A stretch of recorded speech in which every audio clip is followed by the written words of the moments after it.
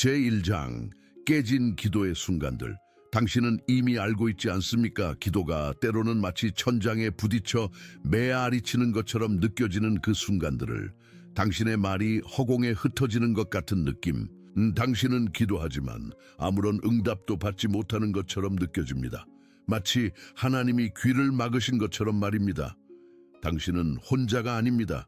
그 공허함은 많은 믿는 자들이 경험하는 것입니다. 당신의 영혼이 외치지만 하늘은 침묵하는 것 같은 그 순간들. 당신은 스스로에게 묻습니다. 내가 뭔가 잘못하고 있는 걸까? 하나님은 정말 내 기도를 들으시는 걸까? 왜 내 영적 생활이 이렇게 메마른 느낌일까? 이런 질문들은 부끄러운 것이 아닙니다. 실제로 이런 질문들은 더 깊은 신앙으로 가는 문을 열어줄 수 있습니다. 당신이 느끼는 그 좌절감은 실제로 변화의 시작일 수 있습니다. 그 고통스러운 침묵은 당신이 하나님과 더 깊은 관계로 들어가기 위한 초대장일 수 있습니다. C.S. 루이스는 기도는 하나님을 변화시키는 것이 아니라 우리를 변화시킨다 라고 말했습니다. 그러나 많은 사람들이 간과하는 것이 있습니다. 변화는 실제 기도가 시작되기 전에 일어나야 한다는 것입니다. 당신의 기도 생활에 혁명적인 변화를 가져올 수 있는 비밀이 있습니다. 그리고 그것은 당신이 첫 단어를 말하기도 전에 시작됩니다. 제2장 영혼의 문턱에서 당신이 하나님의 존재 앞에 서기 전에 영혼의 문턱에서 멈추어 서는 것이 있습니다. 이것은 대부분의 믿는 자들이 간과하는 부분입니다. 우리는 종종 기도를 말의 나열로 여기고 말의 흐름이 시작되면 기도가 시작된다고 생각합니다. 그러나 C.S. 루이스는 진정한 기도는 말을 하기 전에 시작된다고 가르쳤습니다. 우리가 하나님께 나아갈 때 그분은 우리의 말이 아니라 우리의 마음을 먼저 보신다라고 루이스는 그의 책 순전한 기독교에서 지적했습니다. 당신의 마음은 어떤 상태입니까? 당신은 마음의 준비 없이 성급하게 하나님의 존재 앞으로 달려가고 있지는 않습니까?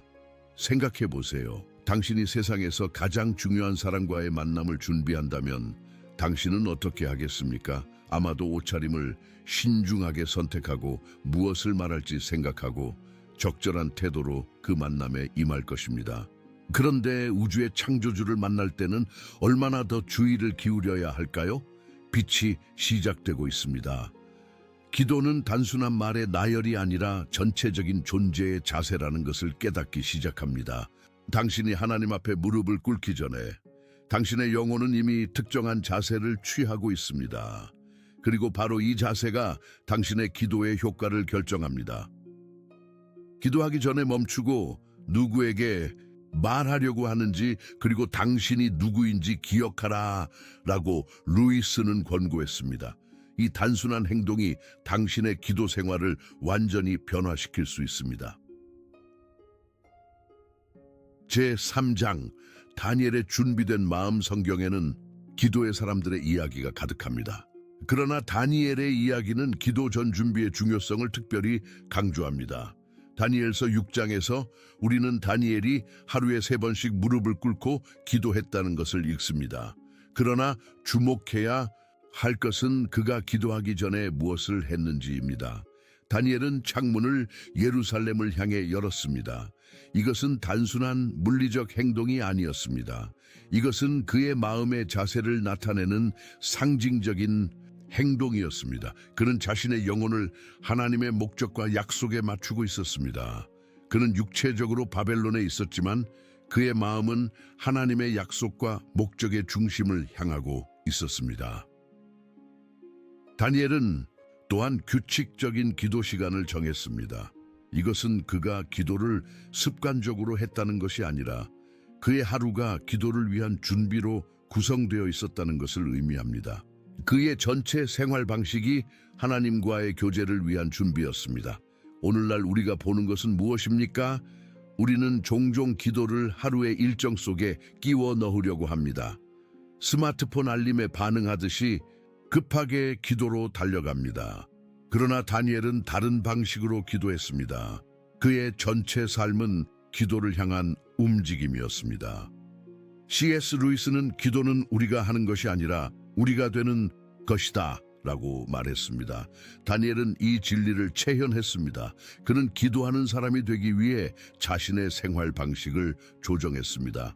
그의 기도의 힘은 그가 말한 단어에서 오는 것이 아니라 그가 말하기 전에 이미 취하고 있던 자세에서 왔습니다.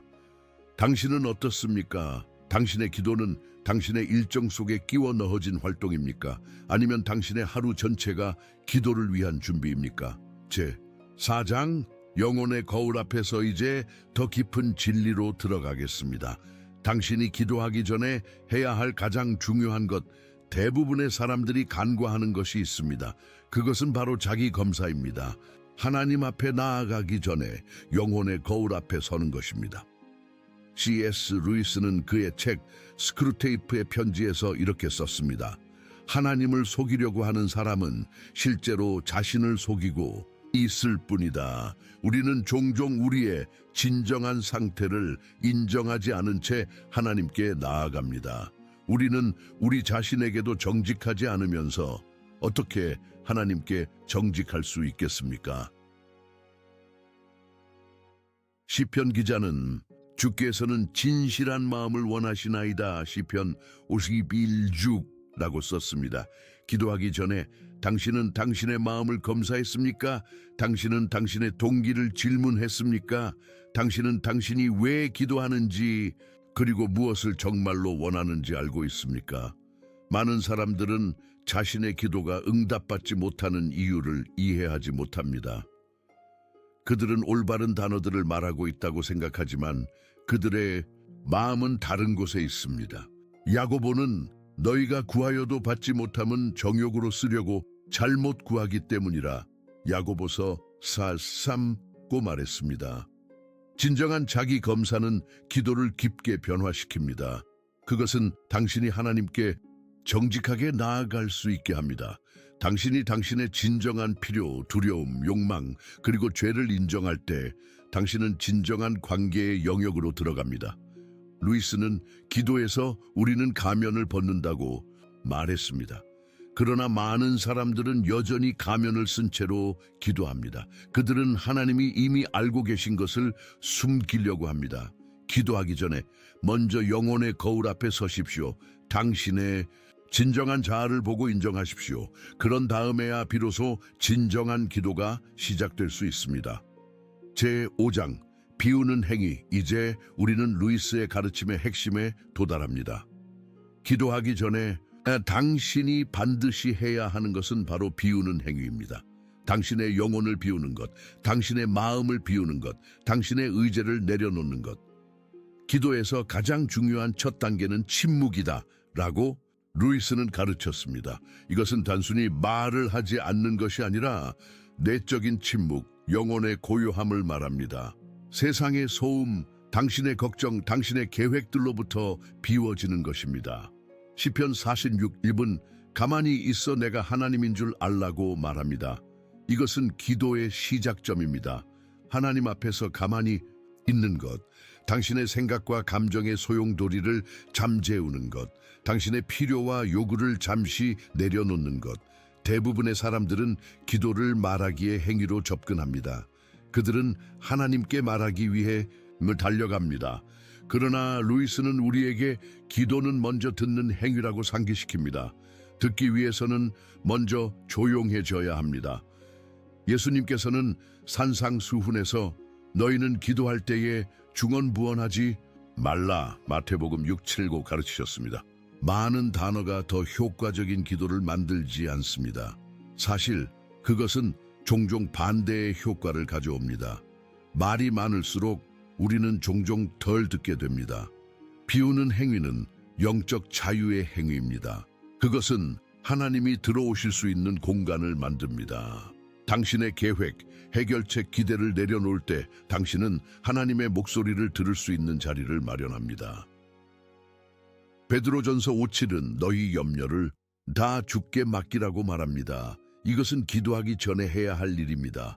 당신의 짐을 내려놓으십시오. 당신의 계획을 포기하십시오. 당신의 생각을 비우십시오.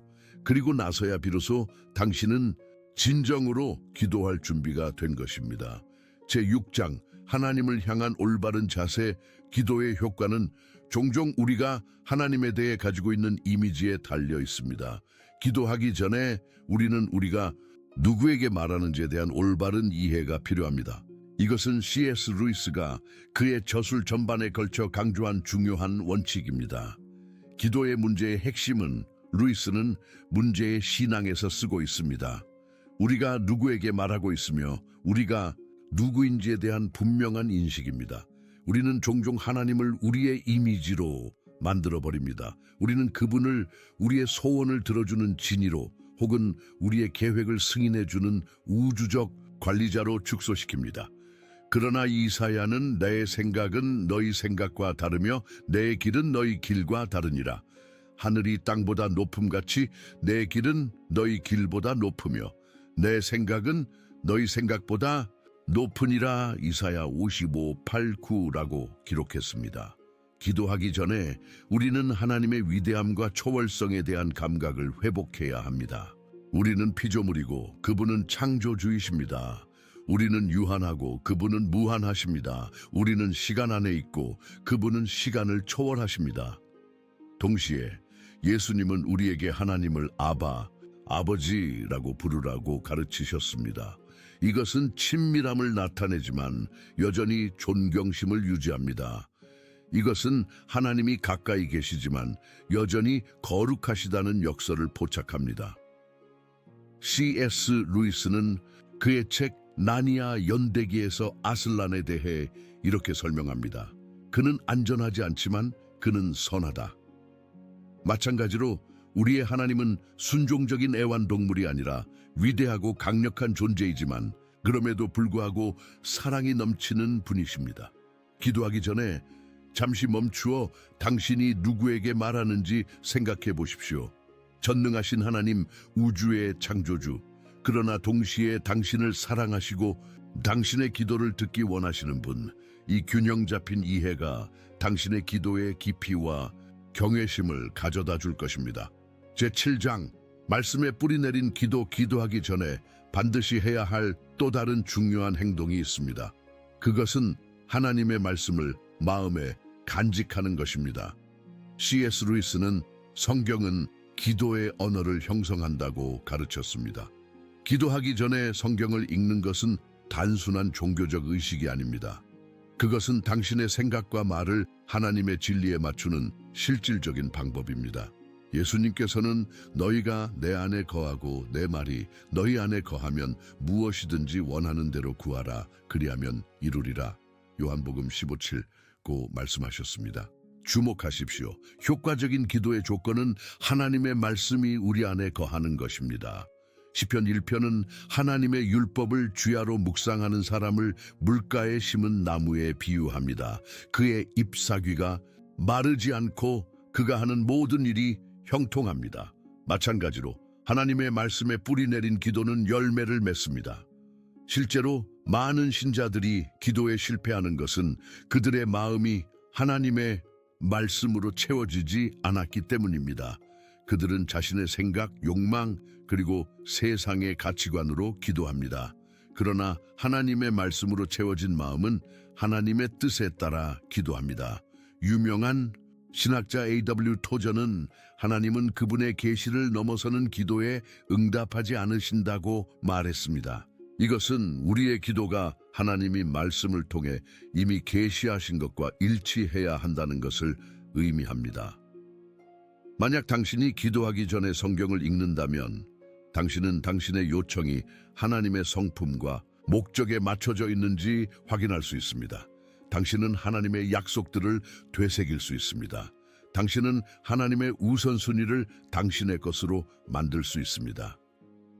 C.S. 루이스는 기도는 우리의 뜻을 하나님께 부과하는 것이 아니라 하나님의 뜻을 우리에게 부과하는 것이다 라고 말했습니다. 그리고 하나님의 뜻을 알기 위한 가장 확실한 방법은 그분의 말씀을 알고 묵상하고 간직하는 것입니다. 제8장 마음의 준비. C.S. 루이스는 그의 친구에게 보낸 편지에서 기도는 마음의 준비가 없으면 공허한 의식이 된다고 썼습니다. 이 말은 기도의 핵심을 포착합니다. 기도는 단순히 말을 하는 것이 아니라 마음의 상태입니다. 잠언 4:23은 모든 지킬 만한 것 중에 더욱 내 마음을 지키라 생명의 근원이 이에서 남이니라고 말합니다. 당신의 마음이 당신의 기도의 질을 결정합니다. 그러므로 기도하기 전에 당신의 마음을 준비하는 시간을 가지는 것이 중요합니다. 마음의 준비는 여러 형태를 취할 수 있습니다. 그것은 감사의 시간일 수 있습니다. 시편 100.4는 감사함으로 그의 문에 들어가며 찬송함으로 그의 궁정에 들어가서 그에게 감사하며 그의 이름을 송축할지어다 라고 권고합니다. 감사는 우리의 시선을 우리의 문제에서 하나님의 신실하심으로 옮깁니다. 그것은 또한 고백의 시간일 수 있습니다. 요한일서 1:9는 만일 우리가 우리 죄를 자백하면 그는 미쁘시고 의로우사 우리 죄를 사하시며 우리를 모든 불의에서 깨끗하게 하실 것이요 라고 약속합니다. 회개하지 않은 죄는 우리의 기도를 방해합니다. 기도하기 전에 우리의 죄를 고백함으로써 우리는 우리의 기도를 방해할 수 있는 장애물을 제거합니다. 또한 그것은 용서의 시간일 수 있습니다. 예수님께서는 서서 기도할 때에 아무에게나 혐의가 있거든 용서하라 그리하여야 하늘에 계신 너희 아버지께서도 너희 허물을 사하여 주시리라. 마가복음 11:25고 가르치셨습니다. 용서하지 못하는 마음은 기도의 강력한 장애물입니다. C.S. 루이스는 기도에서 우리가 얻는 첫 번째 응답은 내 마음을 바꾸라이다 라고 썼습니다. 마음의 준비는 이 변화의 과정을 시작합니다. 그것은 우리를 다양한 감정, 생각, 그리고 태도에서 하나님 중심의 시각으로 이동시킵니다. 이제 마음의 문제를 다룬 한 가지에 대해 이야기하고 싶습니다. 이 글을 읽고 있는 누군가는 지금 자신이 기도할 만큼 충분히 좋지 않다고 느끼고 있습니다.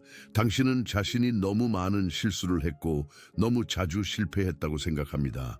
하나님이 당신의 기도를 들으실 만큼 당신이 가치 있지 않다고 느낍니다. 하지만 이것이 바로 은혜의 아름다움입니다. 당신은 가치가 있기 때문에 오는 것이 아니라 그분이 당신을 부르셨기 때문에 오는 것입니다. 당신의 가치는 그분의 사랑에 있지 당신의 성과에 있지 않습니다. 제9장 루이스의 기도 전 실천법. C.S. 루이스는 기도하기 전에 몇 가지 특정한 실천들을 권장했습니다. 이것들은 그의 개인적인 영적 훈련의 일부였으며 그는 이것들이 그의 기도 생활을 깊게 풍요롭게 했다고 증언했습니다. 이러한 실천들은 복잡하지 않지만 놀라운 효과가 있습니다. 첫째, 루이스는 기도 전에 상상력을 사용하라고 권장했습니다. 그는 이것을 영적 실현이라고 불렀습니다.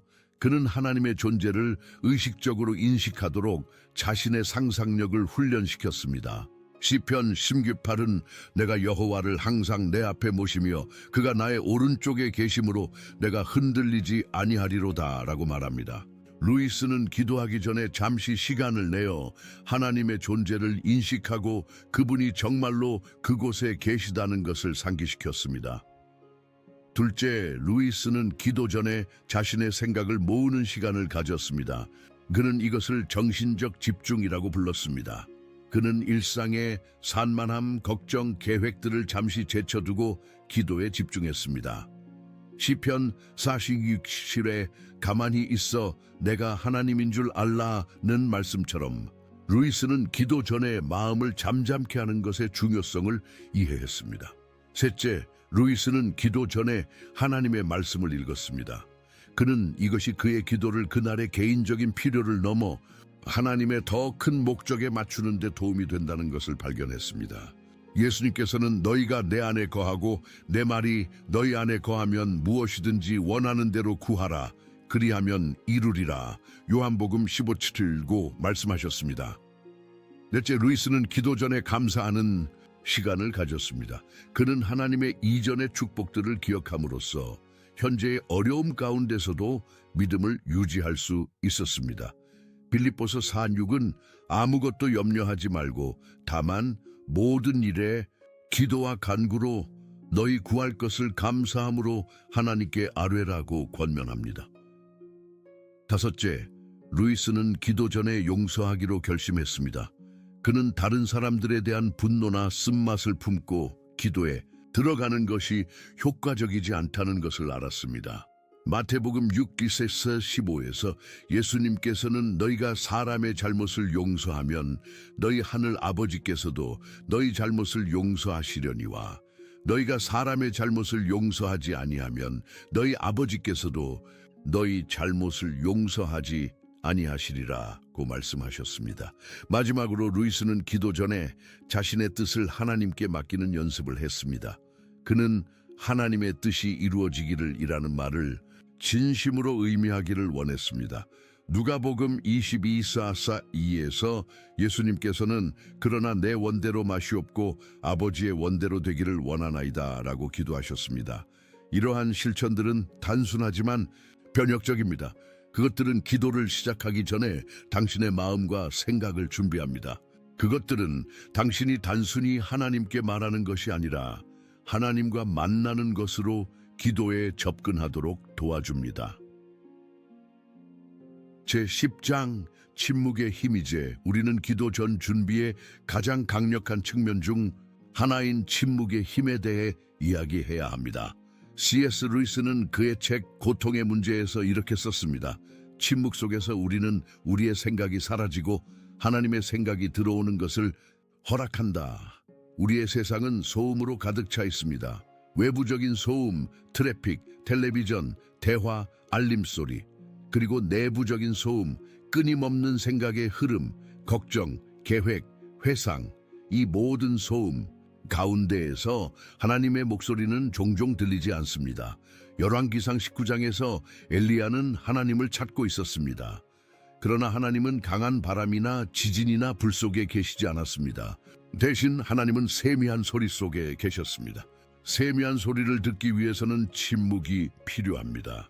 기도하기 전에 침묵의 시간을 갖는 것은 당신이 하나님의 임재와 목소리에 더 민감해지도록 도와줍니다. 침묵은 당신의 영혼을 조율하여 하나님의 파장에 맞춥니다. 그것은 당신이 말하기 전에 듣도록 가르칩니다. 전도서 2절 2는 하나님 앞에서 함부로 입을 열지 말며 급한 마음으로 말을 내지 말라. 하나님은 하늘에 계시고 너는 땅에 있음이니라. 그러므로 마땅히 말을 적게 할 것이니라고 조언합니다. 침묵은 우리에게 경외심을 가르칩니다. 그것은 우리가 말하기 전에 생각하도록 도와줍니다. 종종 우리는 하나님께 듣기 위해 침묵하는 것을 두려워합니다. 우리는 침묵이 공허하거나 답답하거나 지루할 것이라고 두려워합니다. 그러나 침묵을 연습할 때 우리는 그것이 하나님의 임재로 가득 차 있다는 것을 발견합니다. C.S. 루이스는 하나님은 우리의 유아적인 수다 사이의 공간에서 우리에게 말씀하신다고 언급했습니다. 다시 말해 우리가 조용히 있을 때 하나님은 종종 가장 분명하게 말씀하십니다. 침묵은 기도 전에 의도적으로 연습할 수 있는 것입니다. 당신은 하루의 소음에서 벗어나 조용한 장소를 찾을 수 있습니다. 당신은 호흡에 집중하면서 마음을 가라앉힐 수 있습니다. 당신은 짧은 성경 구절을 묵상할 수 있습니다. 그런 다음 당신은 그저 하나님의 임재 안에 있을 수 있습니다. 말하지 않고 요구하지 않고 단지 존재하며. 마음속으로 이 말을 듣고 있는 당신, 당신입니다. 당신은 항상 기도해서 무언가를 구하는 데 집중해 왔습니다. 당신은 언제나 필요한 것을, 원하는 것을, 해결책을 찾아왔습니다. 하지만 가장 깊은 기도의 경험은 아무것도 구하지 않고 단지 하나님의 임재 안에 있는 것에서 올 것입니다. 침묵 속에서 당신은 말로는 표현할 수 없는 평화를 찾을 것입니다. 제1장 예상응답의 함정. 기도하기 전에 피해야 할 중요한 함정이 있습니다. 하나님이 어떻게 응답하실지에 대해 이미 결정을 내리는 것입니다. 많은 사람들은 그들이 원하는 특정한 응답을 마음에 품고 기도에 접근합니다. 이것은 기도의 진정한 목적을 방해합니다. C.S. 루이스는 그의 책 고통의 문제에서 이렇게 썼습니다. 기도는 하나님의 뜻을 변경하기 위한 것이 아니라 우리 자신과 다른 사람들을 위해 하나님이 항상 원하셨던 것을 위한 협력자가 되기 위한 것이다. 당신은 당신의 뜻에 하나님을 굴복시키기 위해 기도합니까? 아니면 하나님의 뜻에 당신 자신을 맞추기 위해 기도합니까? 예수님께서는 겟세마네 동산에서 기도의 완벽한 모델을 제공하셨습니다. 내 아버지여, 만일 할만하시거든 이 잔을 내게서 지나가게 하옵소서. 그러나 나의 원대로 마시옵고 아버지의 원대로 하옵소서. 마태복음 26:39. 여기서 우리는 정직한 요청과 하나님의 뜻에 대한 완전한 항복의 조화를 봅니다. 기도하기 전에 당신은 하나님이 자유롭게 응답하실 수 있도록 당신의 기대를 내려놓아야 합니다. 당신은 그분이 당신의 기도를 당신이 상상할 수 없는 방식으로 응답하실 수 있다는 것을 인정해야 합니다. 에베소서 3:20은 하나님이 우리가 구하거나 생각하는 모든 것에 더 넘치도록 능히 하실 분이라고 우리에게 상기시킵니다. 우리의 상상력은 제한되어 있지만 하나님의 가능성은 무한합니다. 오스왈드 챔버스는 하나님께 어떻게 응답하셔야 하는지 말하는 것은 가장 끔찍한 형태의 불경이라고 말했습니다. 기도하기 전에 우리는 하나님이 주권자이시며 가장 잘 아시는 분이라는 것을 인정해야 합니다. 이것은 우리가 구체적으로 기도하지 말아야 한다는 것을 의미하지 않습니다. 사실 성경은 우리가 우리의 요청을 하나님께 알리라고 권면합니다. 빌립보서 4:6. 그러나 이것은 우리가 결과를 하나님께 맡겨야 한다는 것을 의미합니다. C.S. 루이스는 우리가 하나님을 찾는 과정에서 그분은 우리가 찾던 것보다 항상 더 많은 것을 주신다고 관찰했습니다. 기도 전에 우리의 기대를 내려놓음으로써 우리는 하나님이 우리의 상자 밖에서 일하실 수 있는 공간을 만듭니다. 우리는 그분이 우리가 기도하기 전에 상상조차 할 수 없었던 방식으로 축복하실 자유를 그분께 드립니다. 제12장 신실함의 원칙. 기도 생활에서 종종 간과되는 중요한 원칙이 있습니다. 그것은 바로 신실함의 원칙입니다. 기도하기 전에 우리는 이전의 기도에 대한 하나님의 응답에 감사하는 시간을 가져야 합니다. 이것은 단순한 예의의 문제가 아니라 신앙의 문제입니다. C.S. 루이스는 그의 책 기적에서 이렇게 썼습니다. 감사는 하나님이 이미 행하신 일에 대한 인정일 뿐만 아니라 그분이 앞으로 행하실 일에 대한 믿음의 표현이기도 하다. 감사를 통해 우리는 하나님의 신실하심에 대한 우리의 믿음을 확인합니다. 시편 77, 을실레키는 내가 여호와의 행사를 기억하리이다. 주의 옛기한 일을 진실로 기억하리이다. 또 주의 모든 일을 묵상하며 주의 행사를 깊이 생각하리이다 라고 말합니다. 과거의 축복을 기억하는 것은 현재의 믿음을 강화합니다. 불행히도 많은 사람들은 새로운 요청을 하느라 급급해서 이전의 기도에 대한 응답을 인정하는 것을 잊어버립니다. 이것은 감사하지 않는 마음을 양산하고 더 중요하게는 하나님의 신실하심에 대한 우리의 인식을 흐리게 합니다.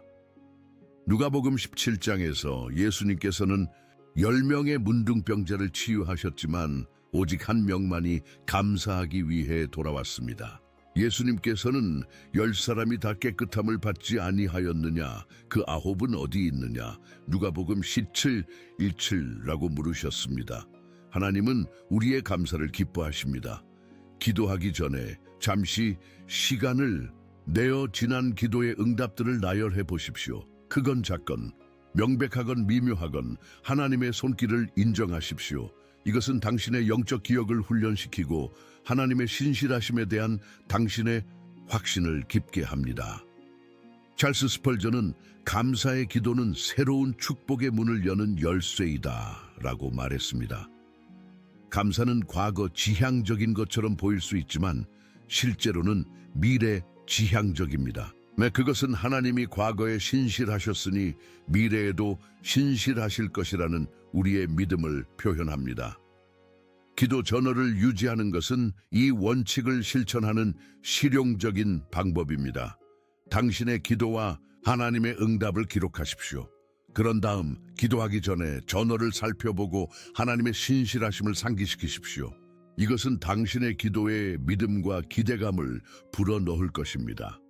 제13장 기도의 실질적 준비. 지금까지 우리는 영적인 준비에 초점을 맞추었지만 기도를 위한 실질적인 준비도 중요합니다. C.S. 루이스는 자신의 일상적인 기도 습관에 대해 이야기하면서 영과 육체는 깊이 연결되어 있다고 지적했습니다. 우리의 물리적 준비는 우리의 영적 집중에 영향을 미칩니다. 첫째, 적절한 시간과 장소를 선택하는 것이 중요합니다. 예수님께서는 너는 기도할 때에 네 골방에 들어가 문을 닫고 은밀한 중에 계신 네 아버지께 기도하라. 마태복음 6:6고 말씀하셨습니다. 방해받지 않는 시간과 조용한 공간을 찾으십시오. 둘째, 당신의 몸을 준비하십시오. 피곤하거나 배고프거나 불편할 때 집중하기는 어렵습니다. 이것이 많은 영적 스승들이 기도 전에 충분한 휴식, 적당한 식사, 그리고 편안한 자세를 권장하는 이유입니다. 셋째, 산만함을 제거하십시오. 오늘날의 세상에서 이것은 종종 전자기기를 끄는 것을 의미합니다. 알림, 소리, 그리고 시각적 방해는 우리의 집중을 산만하게 합니다. 헨리 나우에는 산만함은 영적 생활의 가장 큰 적 중 하나라고 말했습니다. 넷째, 필요한 것들을 준비하십시오. 이것은 성경, 기도 저널, 펜 또는 당신의 기도를 도울 수 있는 다른 자료들일 수 있습니다. 당신이 기도하는 동안 이러한 것들을 찾기 위해 중단할 필요가 없도록 미리 준비하십시오. 다섯째, 루틴을 개발하십시오. 규칙적인 기도 습관을 갖는 것은 당신의 마음과 몸이 기도에 대비하도록 도와줍니다. 당신의 기도 습관의 일관성을 가져오는 것은 성실함과 집중을 촉진합니다. 여섯째, 기도 목록이나 가이드를 사용하십시오. 이것은 당신의 기도의 구조와 포괄성을 제공합니다. 그것은 또한 당신이 중요한 사람들이나 상황들을 잊어버리는 것을 방지합니다. 마지막으로 기도 전에 간단한 의식이나 루틴을 개발하는 것을 고려해 보십시오. 이것은 촛불을 켜거나 특별한 성경 구절을 읽거나 또는 주님 저의 입술을 열어주시면 제 입이 주의 찬양을 전하리이다. 시편 51뒤로와 같은 짧은 기도를 드리는 것일 수 있습니다. 이러한 행동들은 당신의 마음에 기도의 시간이 시작되었다는 신호를 보냅니다. 이러한 실질적인 준비는 사소해 보일 수 있지만 그것들은 당신의 기도 생활에 상당한 차이를 만들 수 있습니다. 그것들은 당신이 산만함을 줄이고 집중력을 높이는 데 도움을 줍니다. 제14장 기대감으로 나아가기. 우리가 기도 전 준비에 대한 이 탐구를 마무리하면서 한 가지 최종적인 중요한 요소를 고려해야 합니다. 기대감의 자세입니다. C.S. 루이스는 그의 책 기적에서 기도는 기대감 없이는 의미가 없다고 주장했습니다. 기도하기 전에 우리는 하나님이 듣고 응답하신다는 진정한 믿음으로 나아가야 합니다. 히브리서 11:6은 믿음이 없이는 하나님을 기쁘시게 하지 못하나니 하나님께 나아가는 자는 반드시 그가 계신 것과 또한 그가 자기를 찾는 자들에게 상 주시는 이심을 믿어야 할지니라고 말합니다. 의심으로 가득 찬 기도는 애초에 기도하지 않는 것과 별반 다르지 않습니다. 야고보서 1:17은 오직 믿음으로 구하고 조금도 의심하지 말라. 의심하는 자는 마치 바람에 밀려 요동하는 바다 물결 같으니 이런 사람은 무엇이든지 주께 얻기를 생각하지 말라고 경고합니다. 우리의 기대감은 우리의 믿음의 표현입니다. 물론 이것은 하나님이 항상 우리가 원하는 방식으로 응답하신다는 것을 의미하지 않습니다. 그러나 그것은 그분이 항상 응답하신다는 것을 의미합니다. 때로는 예, 때로는 아니요, 때로는 기다려라 라고 말씀하십니다. 그러나 그분은 결코 우리의 기도를 무시하지 않으십니다. C.S. 루이스는 기도는 항상 효과가 있다. 그것은 상황을 변화시키거나 혹은 기도하는 사람을 변화시킨다 라고 말했습니다. 이러한 확신으로 우리는 기도에 접근할 때 두려움이나 의심이 아닌 기대감을 가질 수 있습니다. 그러나 기대감은 명령 아래 가려진 요구가 아닙니다. 그것은 하나님의 은혜와 선하심에 대한 신뢰에서 나오는 희망입니다. 그것은 당신은 이것을 해야 합니다가 아니라 당신은 이것을 하실 수 있고 나는 당신을 신뢰합니다라고 말합니다. 우리의 기대는 또한 하나님의 성품에 대한 우리의 이해에 근거해야 합니다. 시편 기자는 여호와는 선하시고 그의 인자하심이 영원하시며 그의 성실하심이 대대에 이르리로다. 시편 100.5라고 선언했습니다. 우리는 하나님이 선하시다는 것을 알기 때문에 그분이 선하게 응답하실 것을 기대할 수 있습니다. 지금 이 글을 읽고 있는 당신에게 특별한 위로의 말을 전하고 싶습니다. 당신은 너무 오랫동안 기도해왔지만 아무것도 변하지 않는 것 같아 낙심하고 있습니다. 당신은 하나님이 듣고 계신지 궁금해하고 있습니다. 제가 당신의 마음을 느끼고 있습니다. 하지만 저는 당신에게 이것을 상기시켜 드리고 싶습니다. 하나님은 당신의 기도를 듣고 계십니다. 그리고 그분은 이미 움직이고 계십니다. 가장 조용한 순간에 당신이 볼 수 없는 곳에서 그분은 일하고 계십니다. 계속해서 기대감을 가지고 기도하십시오. 기적은 종종 밤이 가장 어둡고 희망이 거의 없어 보일 때 옵니다. 우리가 이 여정을 마무리하면서 기도하기 전에 당신의 마음, 생각, 그리고 태도를 준비하는 시간을 갖는 것의 가치를 기억하십시오. 기도는 단순한 말의 나열이 아니라 하나님과의 진정한 만남입니다. 그리고 모든 중요한 만남과 마찬가지로 준비가 중요합니다. C.S. 루이스의 말을 인용하면 나는 기도 자체보다 기도를 위한 준비가 더 중요하다는 것을 발견했다. 만약 우리가 올바른 마음가짐으로 기도에 접근한다면 단어들은 거의 중요하지 않다. 이 지혜를 가지고 당신의 다음 기도 시간에 접근하십시오. 충분한 준비를 통해 당신은 더 깊고 더 의미 있고 더 변화시키는 기도 생활을 경험할 것입니다. Fiam de narrativa.